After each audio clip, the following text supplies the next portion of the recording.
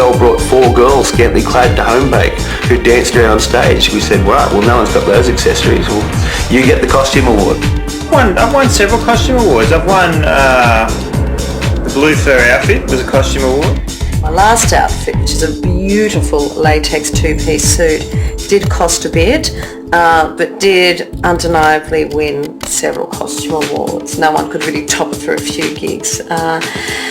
3K might say he did, but I think he's living a slightly deluded life. He does have a mirror ball hat. I can't deny that that's a wonderful outfit. I bought outfits for just about everybody in the fucking band. You go, here, wear this, and I bought Widow this amazing, yeah, and Widow went, it's really nice, and never wore it, ever, not once, and finally admitted to me, no, I'm never going to wear it.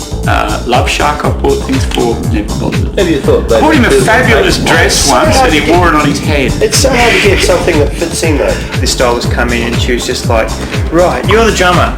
Okay, the idea I've got for you is we're going to go with this, that whole military sort of thing. I just went, fuck off you ass. This is not the fucking Sgt. Pepper's album. I'm not going with the fucking military thing. She goes, well, have you got any ideas? I said, yeah, I've got a red velvet suit. It's as funky as hell. I'm wearing that.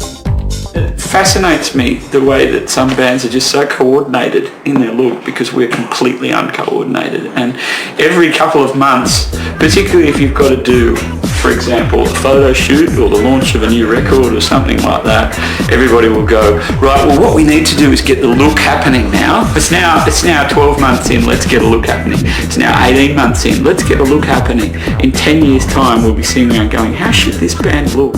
We did go suits for a shoot. It did kind of work. I liked the uniform. Although, of course, Love Shark was dressed as Santa.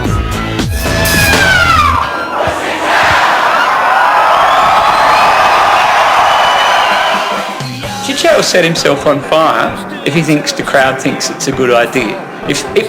Actually, I'll correct that, if one person in the crowd thinks it's a good idea, Chit-Chat would quite happily disembowel himself. And please, anybody who's out there thinking about it, yell it out. I'd like to see it too.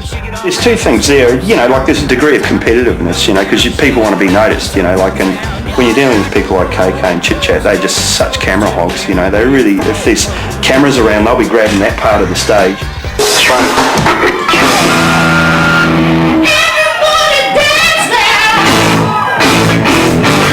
As well as that, it's entertaining each other as well, because we're all old friends and that, and we're just trying to make each other laugh, and you really have the best times on stage when somebody pulls something new out.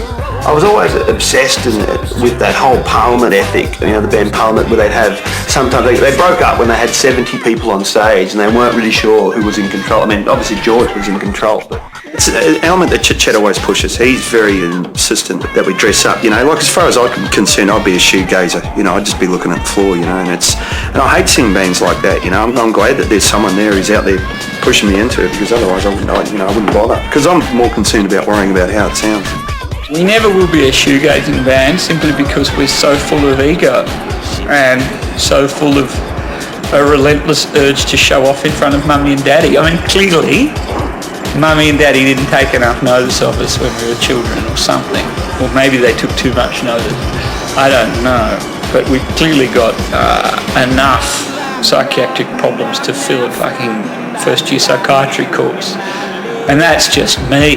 That's the thing about Machine Gun. It's almost like there's like 4 or 5 front people, not one sort of thing. It's almost like they're competing with Pinky, and like Pinky's not really trying to be a front person in the first place, but he'll just go along with it anyway, because it's almost like Pinky's Bernie Taupin that never found Elton or something, or he's Elton and Taupin in one, but it's sort of like he's actually like the better looking Taupin, and he's up there going, fuck, how did I get, fuck, In the end, like every single thing else in this entire band, it comes down to who is the biggest bully. I usually cunningly come in the back door, agree with what they're saying, but then add a little bit to it and sidetrack it and get it back the other way, but I never get my way. It doesn't work. I don't know why I think it does. And when I say the biggest bully, there's a lot of levels to that. It does just mean I don't just mean the loudest or the most obnoxious, because if that was the case, then a certain person that we all know and love would win every single time. But no, actually, I'm still trying to work that out. It's just one of those things where you just try to hope that someone listens to it and goes, oh, I really, really dig that.